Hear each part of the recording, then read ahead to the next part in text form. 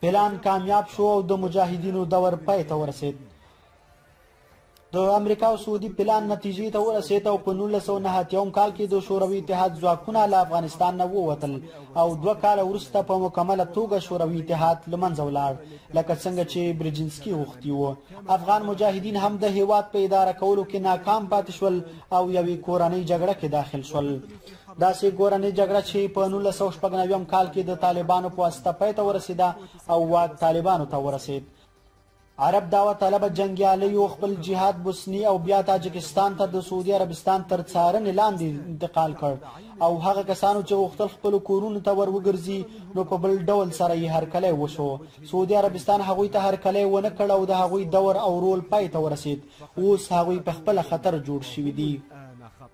إن كلماتنا ستبقى ميتة أعراسا من الشموع لا حراك فيها جامدة حتى إذا متنا من أجلها انتصبت حية وعاشت بين الأحياء. بداية العداء صدام حسین کویت نیسي او سعودي عربستان امریکا ته اجازه ورکوي تر څو خپل ځواکونه په سعودي عربستان کې خوار کړي. دینی عالمانو دینی ادارو د حرمین شریفینو په خاوره کې د امریکایي ځواکونو موجودیت مخالفت وکړ. سعودي حکومت مخالفتونه او نیوکې ونه زغملې. د څو دینی عالمانو په نیولو یې پیل وکړ لکه سلیمان العوده او سفر الحوالی یې ونیول او داسې راپورونه هم خپاره شول چې د وهلو تعذیبونو په هکله وو. ځینې اعتراضونه هم پیل شول چې حکومت په زور دغه اعتراضونه له مخه لرې کړل. د سعودي حکومت دغه کار بیرته راګرځېدونکي جهادیان وننګول. تاوتریخوالي ته یې مخه کړه او په سعودي کې په امریکایي ځواکونو باندې یو شمېر بریدونه او چاودنې ترسره کړې. سعودي عربستان یې په ځواب کې په سلګونه جهادیان ونیول او د تعذیبونو لاندې یې واچول. داسې نیونې او بندیزونه وو چې د سعودي عربستان او د اسلامیانو ترمنځ یې د اړیکو لوری یو ځل او د تل لپاره بدل کړ.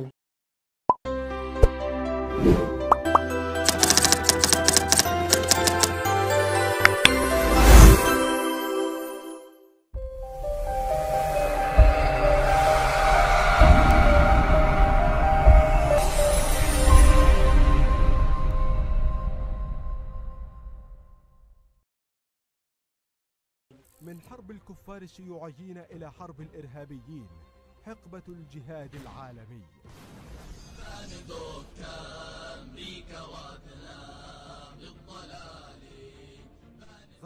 اسامه بن لادن سودان ته لاړ او هلته یې د القاعدې تنظیم د بنسټ ډبره کېښوده. له هغه ځایه افغانستان ته راغی او د امریکا سره یې د نړیوال جهاد اعلان وکړ. حقبة الجهاد العالمي.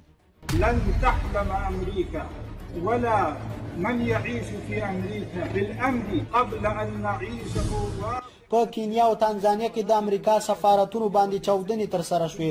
وروسته د یمن په سواحلو کې د امریکې یوه بیړۍ هم تر برید لاندې راغله او په آخره کې د امریکا په زړه کې د نیویارک تجارتي برجونه رانسکول شول چې په دې سره ټوله نړۍ د جګړې خلاص میدان وګرځېد.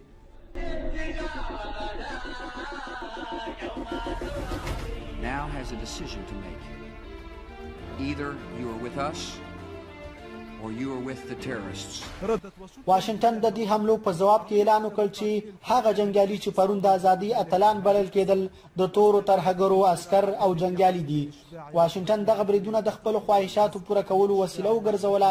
انتقام او یرغل ته یې زمینه برابره کړه. افغانستان یې ونیو تر څو اسامه بن لادن او د هغه مرکزونه او د هغه نور ملګري له منځه یوسي. بیا یې په عراق حمله وکړه او د القاعدې جنګیالي په هر ځای کې هدف وګرځول. اسامه بن لادن خپلو سعودي ملګرو ته اجازه ورکړه تر څو خپل هیواد ته ستانه شي او په آخره کې د سعودي څخه انتقام واخلي. أفاد مراسل العربية في الرياض أن عددا من الانفجارات هزت منذ قليل مجمع غرناطة السكنية. إلى شيخي وحبيبي الشيخ أسامة بن لادن حفظه الله ورعاه نهدي هذا العمل. د القاعدې تنظیم په سعودي کې په بریدونو پیل وکړ او په لومړي کې یې امریکایي اهداف په نښه کړل. وروسته بیا د سعودي امنیتي مرکزونه او لوړپوړي چارواکي هم تر بریدونو لاندې راوستل چې په دې کې د هغه وخت د سعودي د کورنیو چارو وزارت مرستیال د ترور هڅه هم وشوه، محمد بن نایف. مګر سعودي عربستان په دې وتوانید چې په آخره کې د القاعدې تنظیم په سعودي عربستان کې مات کړي او جنګیالي یمن ته په تښتېدو مجبور کړي او هلته دغه جنګیالي له خپلو نورو جنګیالیو سره یو ځای شول. أخمدت الحرب نړیوالې جګړې ترهګري وځپله او نړیوال جهاد ته یې رنګ ورکړ، مګر یو څه دي چې سعودي چارواکو ته په زړونو کې یو ځل بیا وحشت ګرځوي چې هغه د عربو پسرلی او انقلابونه دي چې په ترڅ کې اسلام پاله یو ځل بیا په پښو ودرېدل.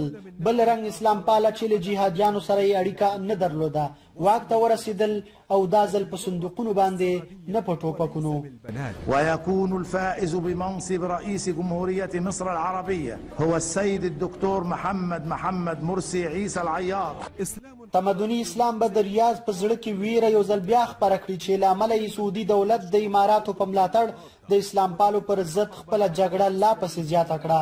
ټول دا د سعودي چارواکو لپاره د امنیت راوستو په برخه کې کافي نه و چې د سعودي او امریکا ترمنځ ائتلاف د اوباما له لوري د ایران سره چې د سعودي دښمن بلل کېږي د اټومي تړون له امله سخت ګزار وخوړ.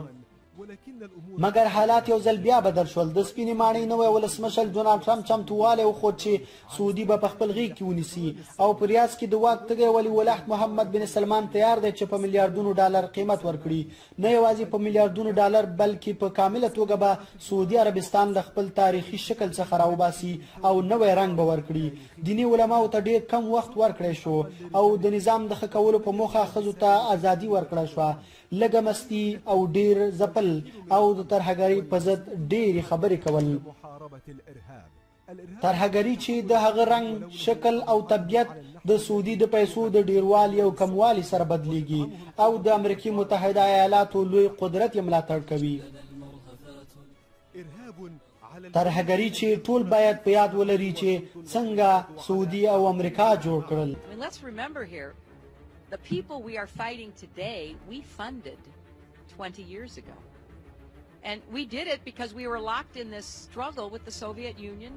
Let's deal with the ISI and the Pakistani military, and let's go recruit these mujahideen. And that's great. Let's get some to come from Saudi Arabia and other places, importing their Wahhabi brand of Islam so that we can go beat the Soviet Union. صنعتاه معا.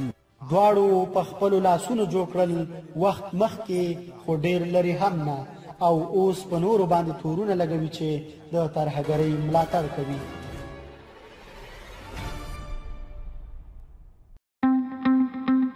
قدرمنو لیدونکو، هغه څو دقیقې معلوماتي ویډیو چې تاسو یې د آیا پوهیږئ معلوماتي چینل پر سکرین ګورئ د موضوع د ژباړې، لیکنې، غږ ثبتونې او ویډیو جوړونې په برخه کې زموږ د ساعتونو زیار وروسته هغه بڼه ده چې تاسو ته وړاندې کیږي. نو هیله ده چې د آیا پوهیږئ معلوماتي چینل در سره سبسکرایب کړئ تر څو د نورو جالبو معلوماتو د ژباړلو حوصله مو لوړه شي او همدارنګه په انټرنیټ کې د پښتو ژبې د بډایه کولو په برخه کې مو یو څه ناچیزه خدمت کړی وي. نړۍ مننه.